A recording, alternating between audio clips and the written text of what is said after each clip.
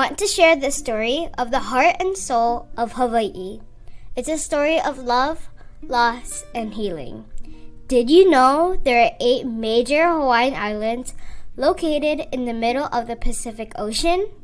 Hawaiʻi, Oahu, Kauai, Maui, Molokai, Lanai, Niihau, and the smallest and most treasured island of all, Kaho'olawe. Kaho'olawe is the only uninhabited Hawaiian island, but it hasn't always been that way. As early as the year 480, people lived along the coastal valleys, where they fished and farmed. Today, there are many sacred places on the island. Pu'umoi'iwi, the adze quarry, where stones for important tools were mined.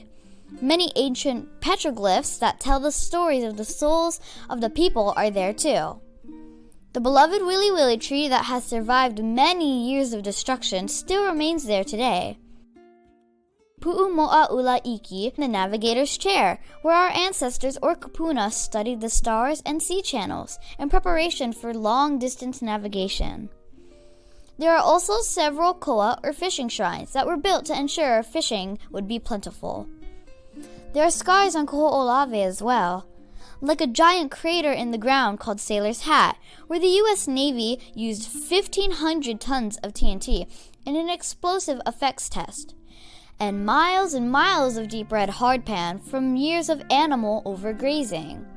Kaho'olawe is a physical embodiment of the Hawaiian god of the sea, Kanaloa, who took the form of the octopus to represent the island. We know Kanaloa is watching over Kaho'olawe day by day, waiting for healing to come. So can you imagine what life was like on Kaho'olawe over 1,000 years ago, before all the destruction began? Plants thrived on the island, sea turtles played and fed along the shores. Fishermen from Maui and Lanai would sail to Kaho'olawe to harvest abundant ocean resources for their families. They worked hard on the land and harvested uala, also known as sweet potato. The Wili Wili tree and aki grass were abundant. Our kapuna were very akamai and resourceful, and they managed their use of the materials found in nature wisely. In 1793, a chain of destruction began when Captain Vancouver gave the gift of goats to Maui's chief Kahekili. He placed them on Kaho'olawe and enacted a kapu, or set of rules, to protect the goats from slaughter. The goats devoured the native plants and compacted the soil with their hooves. After that, in 1858, ranchers brought sheep and cattle to Kaho'olawe. Overgrazing and wind erosion led to the loss of more native plants and soil.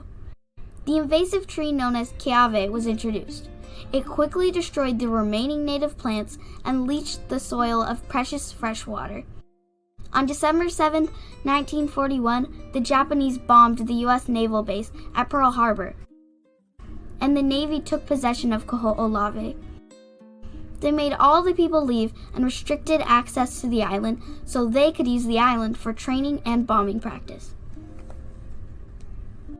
In 1976, a group known as PKO, or Protect Kaho'olawe Ohana, filed a lawsuit in federal court to stop the Navy's use of Kaho'olawe for bomb training. This action brought political awareness and inspired activism within the Hawaiian community. Several activists took boats to land on the island to protest the military's occupation. Many turned away when the Coast Guard approached, except one boat carrying 7 men and 2 women. The Kaho'olawe 9 successfully landed on the island and temporarily stopped the bombing. People around the country started to pay attention. The effort to retake Kaho'olawe would take the lives of activists Kimo Mitchell and George Helm. The 2 men were declared lost at sea.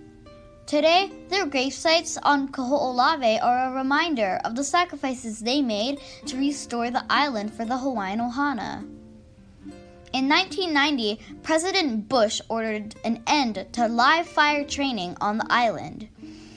And in 1994, Kaho'olawe was returned to the Hawaiian people and the healing began. Efforts to restore the island started with cleanup. Military personnel and bomb experts began clearing the island of trash from detonated bombs, as well as searching the land for unexploded ordnance. Kaho'olawe Island Reserve Commission, also known as KIRK, began an ongoing effort to assess the damage to Kaho'olawe, restore native plants, and heal the water table. Many volunteers, including our kumu, or teachers, are part of this important work to restore Kaho'olawe as a refuge for people to practice and live aloha aina. We have hopes and dreams for Kaho'olawe.